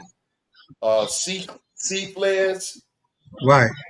M flares, and X flares. And the latest ones have been all X flares. Those are the biggest ones. And not Okay. ones and twos, fives and sixes. Okay. So Okay. so it's only a matter of time before the big one comes. And with that, I'm done. Go Okay. ahead. Okay.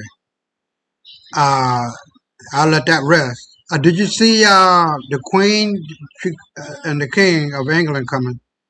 But upon leaving, uh, King Charles's wife went through the airport without any bodyguards or nothing in normal apparel and didn't get on no private plane. Now, there's something going on. We talked about this, but I am the one who wants to say seeing is believing. And I want to say that there's a coup, and I don't want to say there's a coup.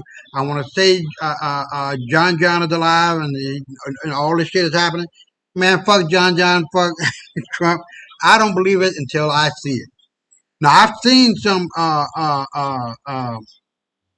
the medbed that this black doctor disunited. I don't know if that's the word for it, but we're gonna see it on the X Files when I'm bring it up. Uh, separate. The better word is separated. Separated the twins using the med bed. I'm like, what the fuck? This shit might be real. But let's cut back to the X Files, and then we'll wrap it up. And if we got anything else to say, we'll say it. Well, let me say this real quick before you go in, because Okay. you just mentioned Okay. it, and I don't want to forget. I just want, Okay. insofar as the king and his wife and her going back to England. England on a plane with no bodyguards or bouncers or whatever you call them. Okay, that is how they show you that she's not worthy of security, because they already, and I've told you this numerous times already, they eradicated the Pope and that lineage, the royal family, Right. and the fake Arabs. When Trump did that tour in 2017, right after the shootout in Las Vegas, they got rid of all those people and replaced them with placeholders. So even the king is a clone or a double or something. Charles died probably right after his mother. Yeah. There's a black woman who said she's the real lineage of the royal family of England. Yeah, I could believe that, because remember, King James and all them were black dudes. Well, there you go. What's her name? Princess the Caroline, the one Charlotte was named after. Right. All them people were all black back then. Right. Everybody, the original people on the earth are black. I don't care where in the world. Right. You know, there were nothing but niggas on the planet. It pretty much. No, pretty much it was. Okay, I said pretty because I didn't want to second that nigga word, but no, I'm making a second motion for that shit. I ain't stepping away from that. We speak the truth on this motherfucker, and that's it. I ain't got no problem with it, though. Huh? I ain't got no problem with it. None. All right, well, let's go to the X Files, and we only got 4 left. We'll wrap it up.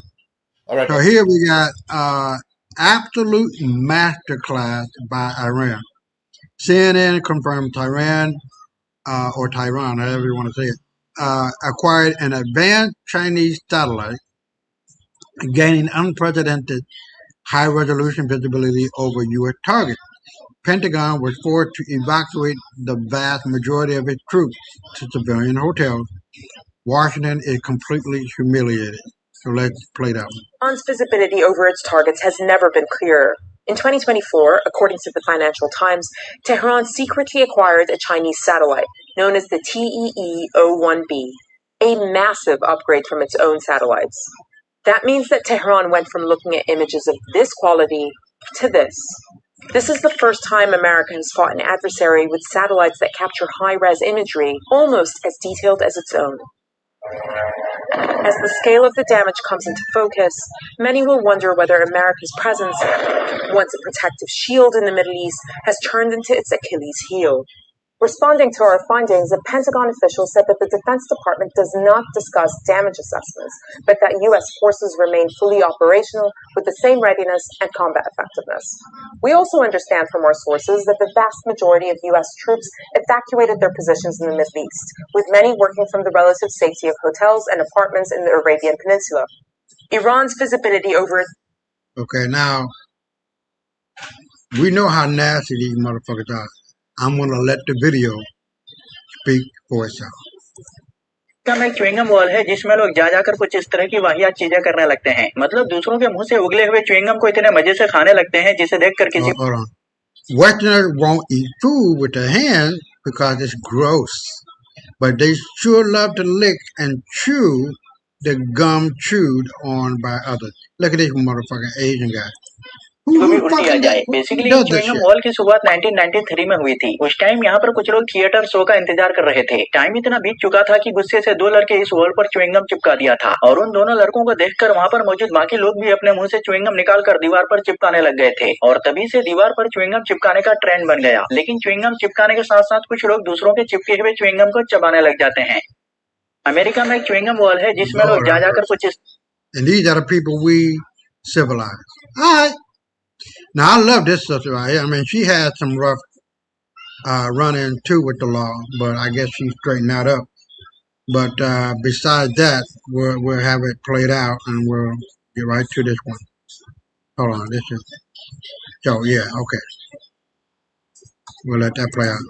They going after cartels because of drugs, but they're not telling you that them same cartels that they're going after also is interconnected to certain routes that have to do with energy stuff, and it also has to do with traffic, and it also has to do with your U.S. United States government also is involved in dirty money related to drug money.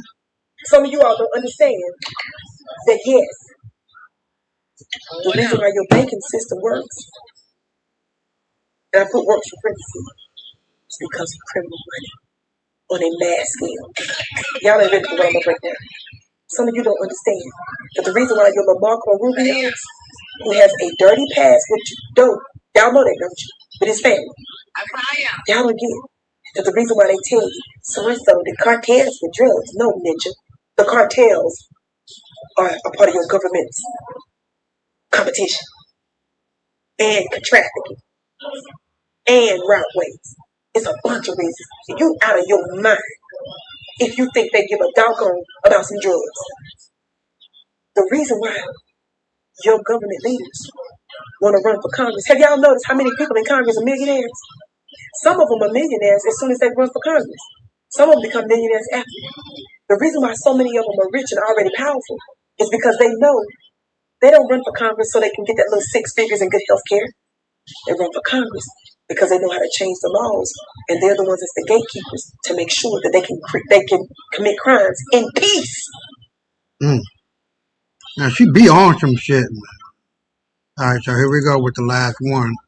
And this is about the low IQ scam as an integral part of the colonial strategy to steal resources and land while keeping the empire's population dumb and docile. I'll be right back.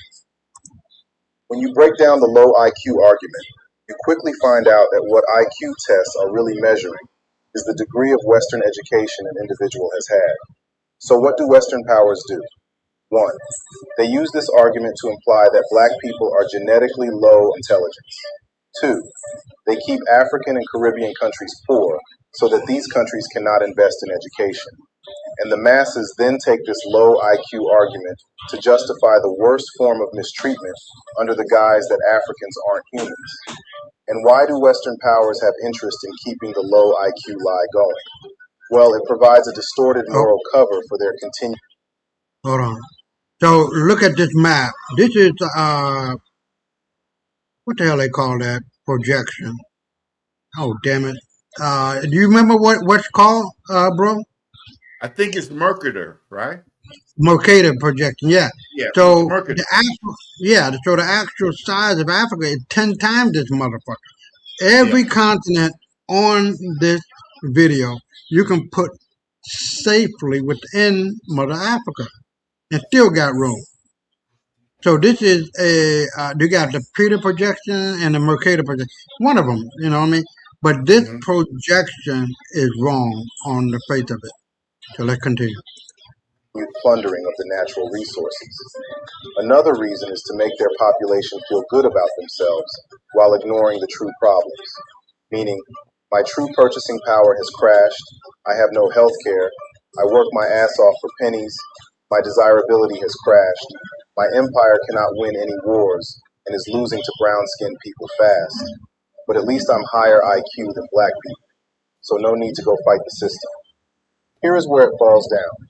Nigerian and Ghanaian Americans far outclass any other groups in the U.S. on all objective tests. And you can go check it out. It's not even close. This should not be possible if black people were genetically low IQ. You will never see the owners of this social media platform mention this. You know why? All right, so hold on. I'm gonna find that black woman who unabashedly said that she was related to or in line with the descendancy. This is a beautiful black woman. I don't know if that's AI, but she's stunning. But let me take my time with this. If I can't find it, then then you know we done already talked about it. So here, what you were saying, the authorized King James version of the Holy Bible in 1611, my name is King James, and Europeans tried to hide the fact that I am black. So what do you know?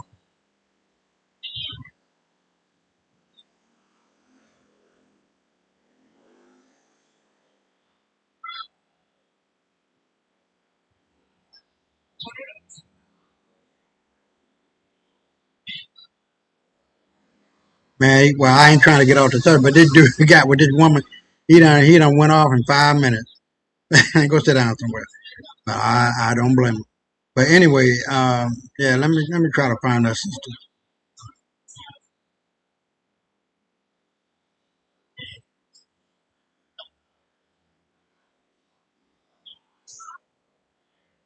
Oh boy.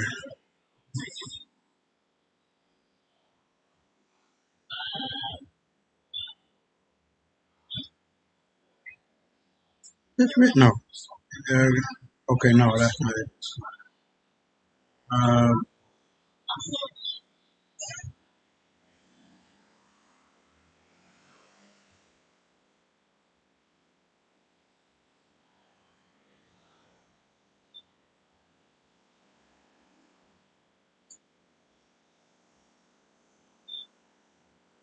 Yeah, we got a situation here in the Dominican Republic, man.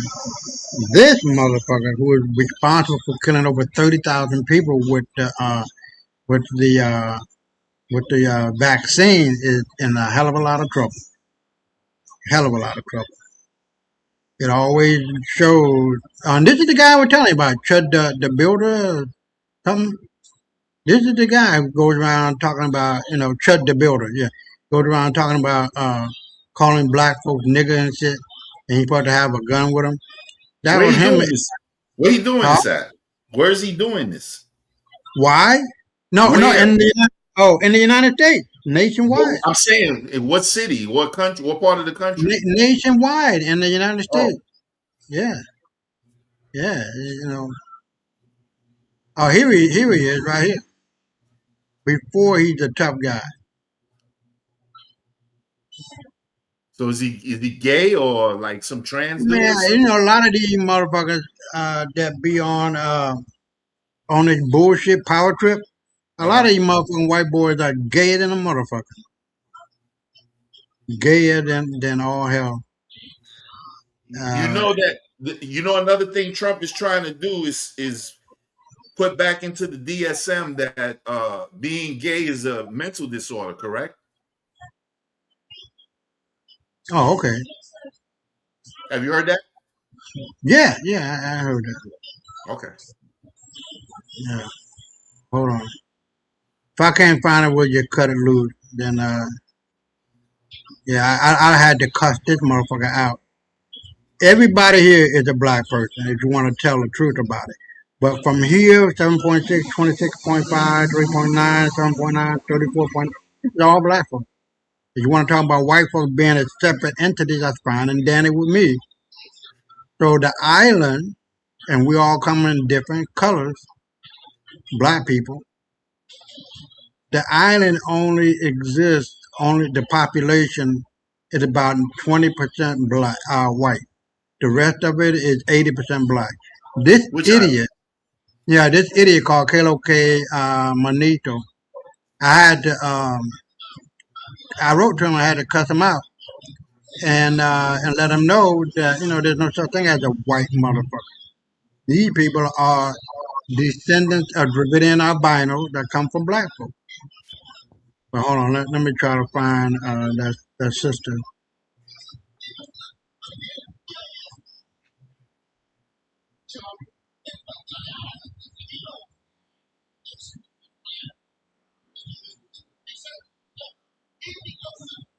Oh, she finally forgot her black man, Erica. Oh, Badu? yeah, she's dating the dude. Oh, now or back then? No, now. Damn. Her husband ain't even been in the ground a year yet. Man, that whole ass bitch been on some black dick many a time. You heard she's too is under investigation, right? I heard that, but I don't know how long it goes. Yeah, hold on, let me find it. I'm gonna look for it. Okay. You look for yours, I look for mine. Okay, all right.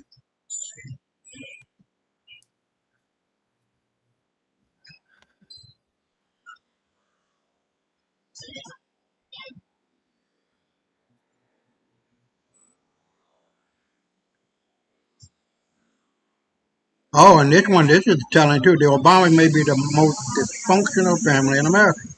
Citizen journalist Nick Shirley's latest podcast and video are going viral after he managed to get Malia Obama to admit that her parents aren't really her parents, that Big Mike is Big Mike, and that Barack Obama is gay. That's some shit. But we all knew that.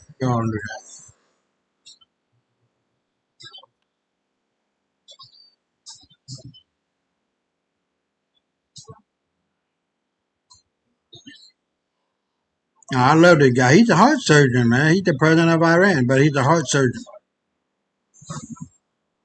And this idiot is a fucking idiot. There are no PhDs in the cabinet of his. There's a bunch of fucking white boys and girls faking like they own something. But anyway, I can't find it. I don't know.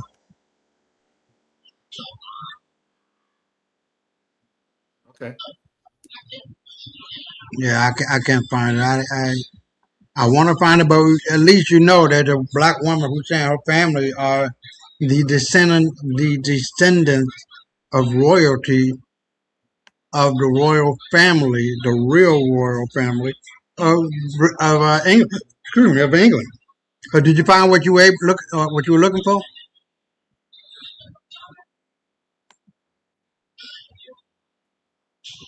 Oh, here he is with this bullshit. But he didn't call him. I'm He didn't call landing him. on something right now. He didn't call him no nigga though. Go ahead, show what you're showing. I'm gonna say. Okay, hold on. Let me see.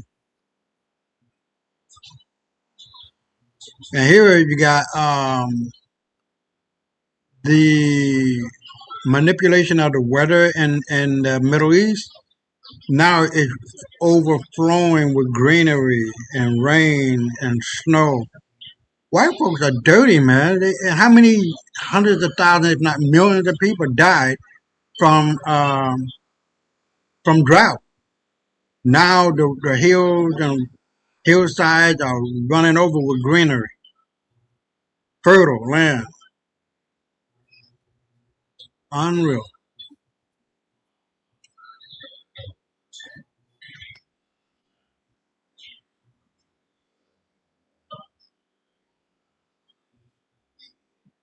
Yeah, I can't find it, man. It's something.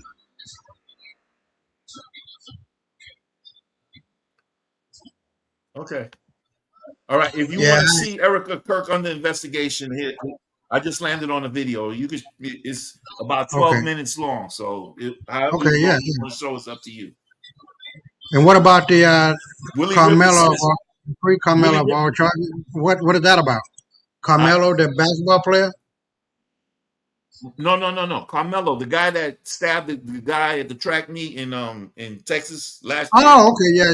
I told you Okay. you look like the Right. guy in the dress. Those are the twins that I was talking about. Oh, okay. The All right. topic. All right. Yeah. Okay. Hold on. Let me put that in the chat. Hold on. Hey, Let Willie people- Rivers says, Willie Rivers 2070 says, I wish they too would hurry with the reset. Oh, okay. Hold on. Let me get this out of the way. Okay, and then I'm gonna put the YouTube? the YouTube. I'm gonna put that Yeah, in the that's- chat. That's Erica Kirk under investigation. Oh, okay. Hold on. So people who want to check it out, please check it out and click it by Erica and her investigation.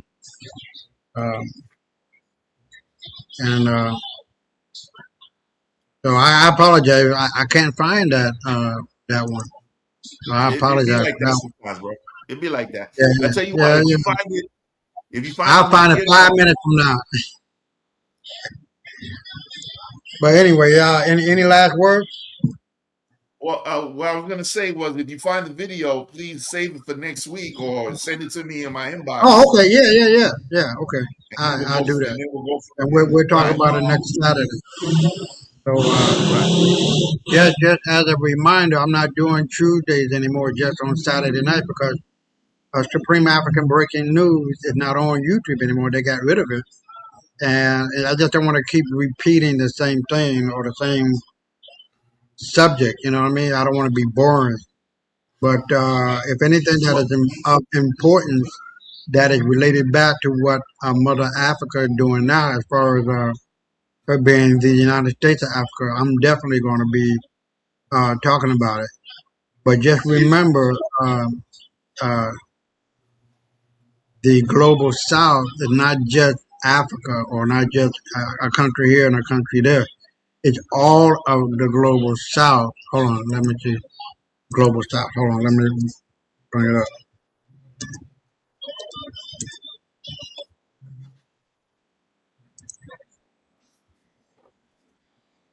So it's all of this from here all the way over. Damn near the whole thing.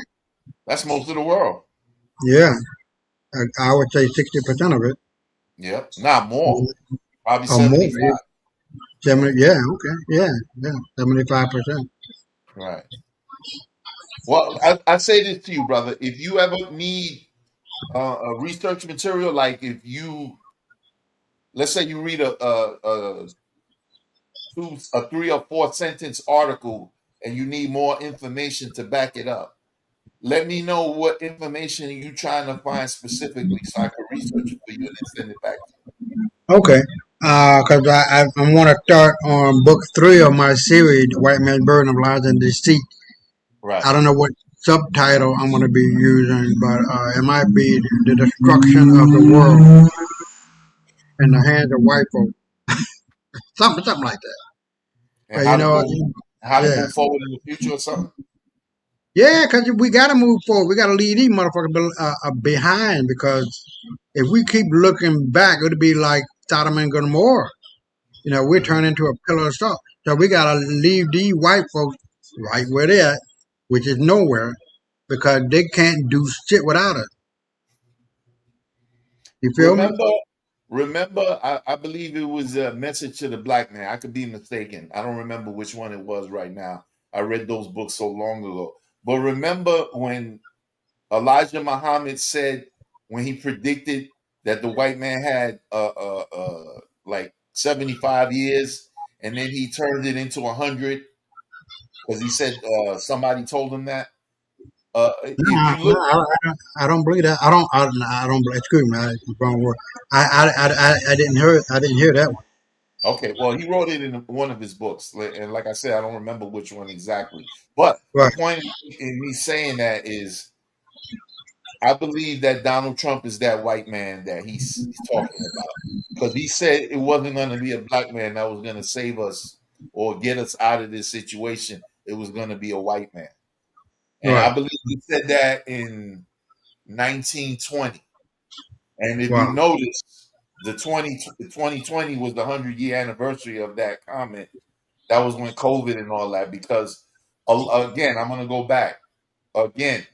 I believe, you know this because I say it all the time to you, that the mandate to give the world back to its rightful owners and the people who's supposed to run it correctly is us. Right, And I right, believe Donald Trump was given that task by the Federation. right, That's why I tied in the solar flares and all that other stuff with it, as well as the Schumann resonance.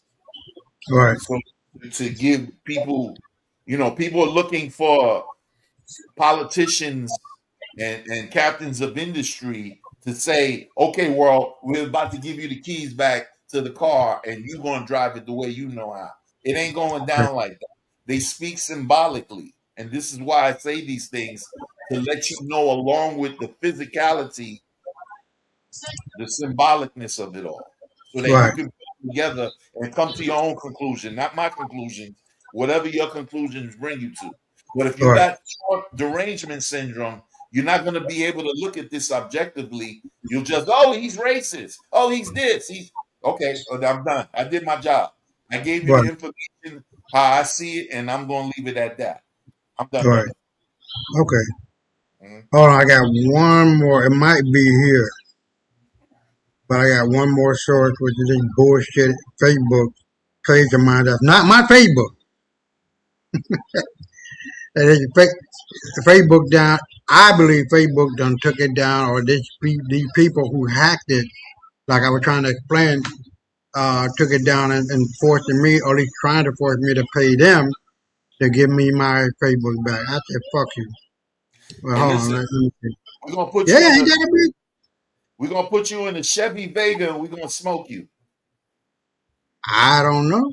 A Garza Vega, bro. Come on, get it. I'm not going to worry about it. I mean, my life continues on. Hold on. Without them, without Facebook. Yeah, without Facebook. Hold on. Yeah, I had okay, it written here. I don't see it here either.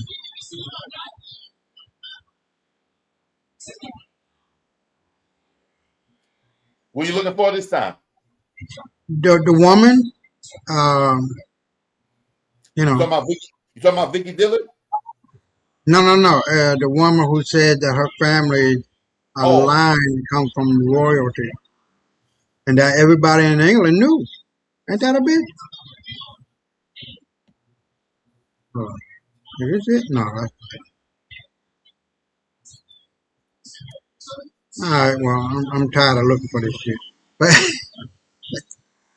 but anyway, hold any on. last I'm words? looking for it too. Let me. It might come up as a search.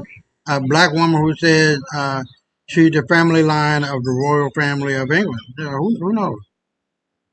I'm looking it up as we speak. Okay, I'll give you a minute before we close it out.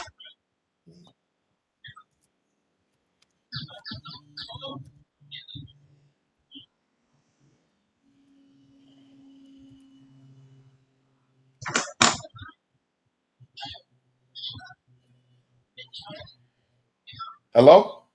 Yeah. I'm coming. Give me a second. Okay. Her name is Ngozi Fulani. Really? Put it into the private chat, and then I'll bring it up. I know her face, so if it is true, then We come up okay, with hold a on. face. It just came up on AI overview. You You read that just little bit if you want.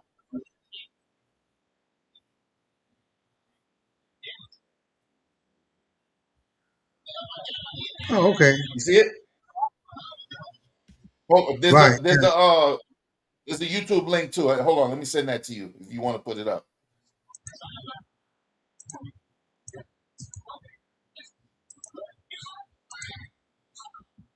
Oh, Congo. Man,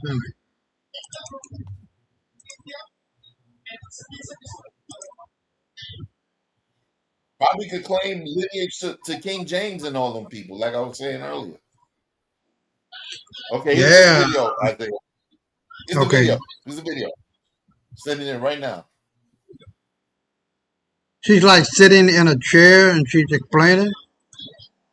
Well, Hold yeah. on. It might be. Okay, hold on.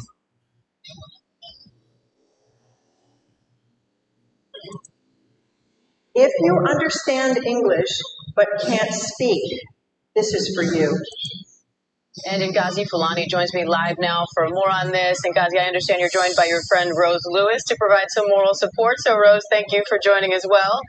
Ngozi, can you just start by explaining what happened that day that you had this conversation with Lady Susan Hussey? Okay, so we are in the middle of something called 16 Days of Activism, and that is about highlighting domestic and sexual abuse. And so, because of the work that we do at Sister Space, we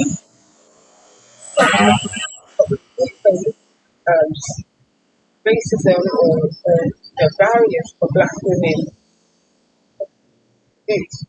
So, because of that work, that's why we received the invitation in the first place. So, of course, we've gone to Buckingham Palace.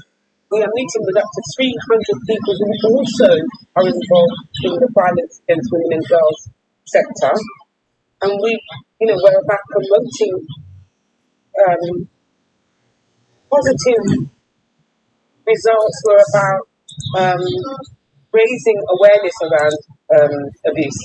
And so I did not expect that 5 minutes after I got into the palace, I was approached by a woman that I didn't know and still don't know. Background, I hear it.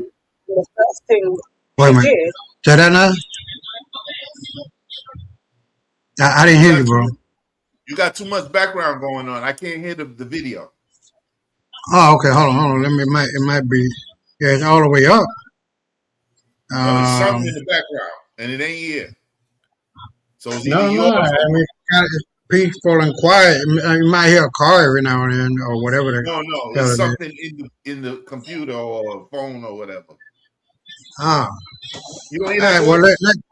yeah. Well, I don't hear it. Okay, I don't know. Well, let me just put it into. Hold on. Yeah, I put it into the chat, so we'll just cut it loose at them because I don't want people to be annoyed by that. But yeah, so let's wrap it up, man, and then we'll be at the 2-hour mark. Yeah, you got any last word to say? Just hang on, y'all. We definitely going toward the Great Awakening. Don't be despondent. Don't be sad. Don't be afraid. Vibrate at a high level. Eat clean and good food as much as possible. Hug your mom. Drink water. And just keep on being Black and tuning in every week until we free. Once we get free, we're going to have a party to celebrate. And then it's time to get back to work. With that said, I'm done, my brother. I love you too much.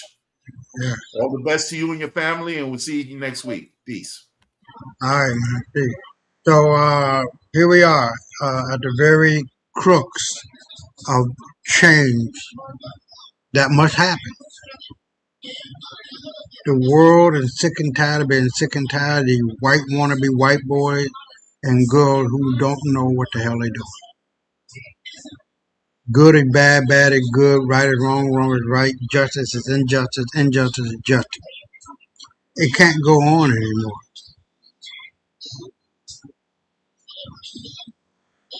Ma'at must take place. Ma'at is the very center of being of your soul. It resonates with every black person and every black body. We are the filtered down version of the black universe in human form. We are the gatekeeper of justice, of righteousness, of truth, knowledge, wisdom, and understanding. There is nothing more powerful than blackness. It's not just a color, it is a frequency. 369, look that up. Frequency, and what that means, how that means, and why it means, and how you can use it to improve your life. I kid you not. So just remember, if you want to be blessed mightily, and stand upon the word of our ancestors so that they can bless you with knowledge, wisdom, and understanding. Just that goddamn simple. I kid you not, I play not, and I stand on the shoulders of giants that have come before us. And that is our ancestors. They paid the price for us to be where we are now. It ain't gonna be long. How long? Not long. It ain't gonna be long. The whole world is shading and shading. It's fading back to black. And so my last comment is like I always say, fuck all white folks. And for the next 24/7, 365, stay black. Peace, my man. I'll be with you through the week, all right? I don't know if you saw that. I Peace. saw it. I saw it. All right, cool.